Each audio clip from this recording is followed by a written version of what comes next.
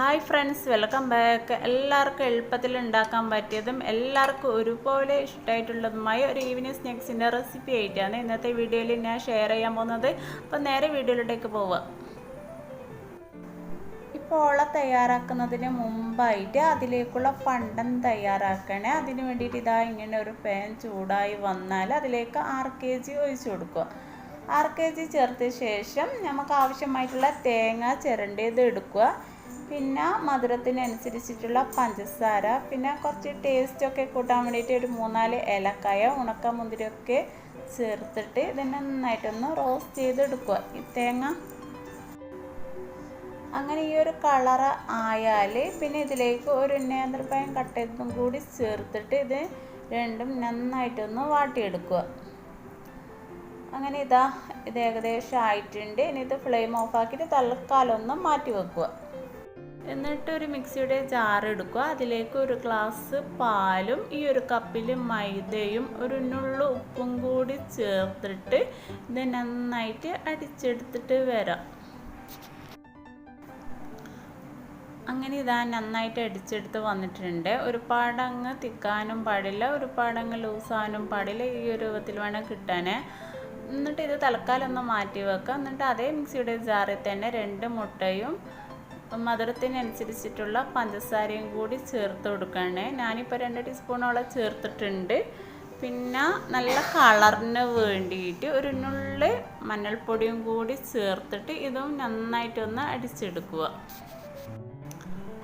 അങ്ങനെ മുട്ടയും കൂടി അടിച്ചെടുത്തിട്ടുണ്ട്. 2 വേറെ വേറെ കോപ്പിൽ തന്നെ ആക്കി കൊടുക്കണേ, ഒരുമിച്ചിട്ട് ആക്കാൻ പാടില്ല. ഇനി അടുത്തതായിട്ട് പോള തയ്യാറാക്കലാണ്. അപ്പം ഞാൻ അടിക്ക് വേറൊരു പ്ലേറ്റ് വെച്ചിട്ടുണ്ട്. ഒരു മോശം പ്ലേറ്റായിട്ടും വെക്കുക, പെട്ടെന്ന് അങ്ങ് അടിക്ക് പിടിക്കും. എന്നിട്ട് ഇത് ചൂടായി വന്നാൽ ഇതിലേക്ക് 6 kg ചേർത്തിട്ട് മൊത്തം ഒന്ന് സ്പ്രെഡ് ചെയ്ത് കൊടുക്കുക. ഇതിൻ്റെ അരവും മൂലമൊക്കെ നല്ലോണം ഒന്ന് തടവി കൊടുക്കുക. അതിന് ശേഷം നമ്മൾ ഫസ്റ്റിൽ അടിച്ച് വെച്ച പാലും മൈദയും ഉണ്ടല്ലോ, അതിൽ നിന്ന് അല്പം ഒഴിച്ചിട്ട് ഇതുപോലെ ഒന്ന് ചുറ്റിച്ച് എടുക്കുക.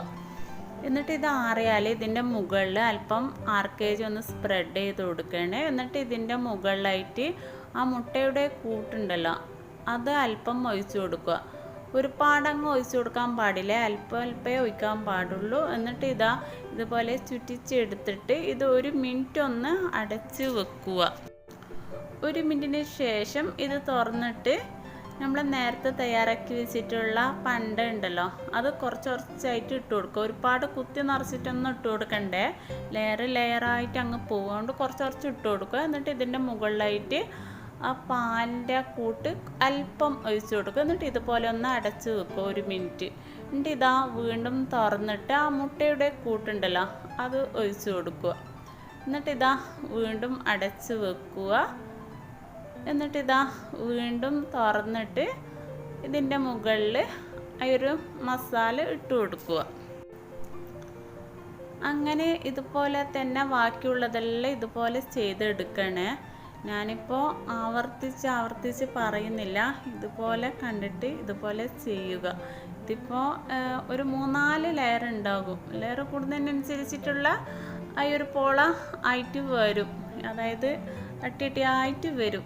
ഓക്കെ, ഈ ഒരു മാവും ഈ ഒരു പണ്ടും എത്രത്തോളം അവസാനിക്കുന്നുവോ അത്രത്തോളം അതിൻ്റെ ആ വലിപ്പം ഇങ്ങനെ കൂടി വരും. അത് അവസാനിക്കുന്നത് വരെ ഇങ്ങനെ ലെയറാക്കിയിട്ട് അങ്ങ് കൊണ്ടുപോവുക. ഓക്കെ,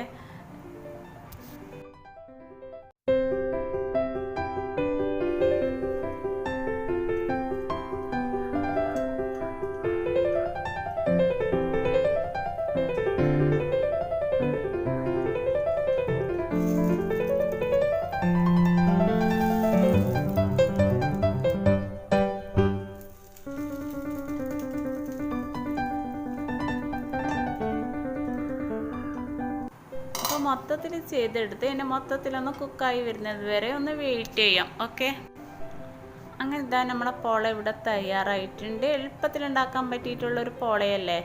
അപ്പോൾ ചൂടാറിയ ശേഷം ഇനി ഇത് നമുക്ക് കട്ട് ചെയ്യാം കേട്ടോ. അപ്പോൾ നല്ല ടേസ്റ്റാണ്. അപ്പോൾ ഇത് നിങ്ങൾ കാണാൻ വിചാരിക്കും കായ്പോള കായ്ക്കുംസ എന്നെല്ലാം വിചാരിക്കും, പക്ഷേ അങ്ങനെ അല്ല. ഇതിൻ്റെ ടേസ്റ്റ് വേറെ തന്നെയാണ്. എല്ലാവരും ഒന്ന് ട്രൈ ചെയ്ത് നോക്ക്. അപ്പോൾ വീഡിയോ നിങ്ങൾക്ക് ഇഷ്ടമായിട്ടുണ്ടെങ്കിൽ ലൈക്ക് ചെയ്യുക, കമൻറ്റ് ചെയ്യുക, പിന്നെ ചാനൽ എല്ലാവരും ഒന്ന് സബ്സ്ക്രൈബ് ചെയ്ത്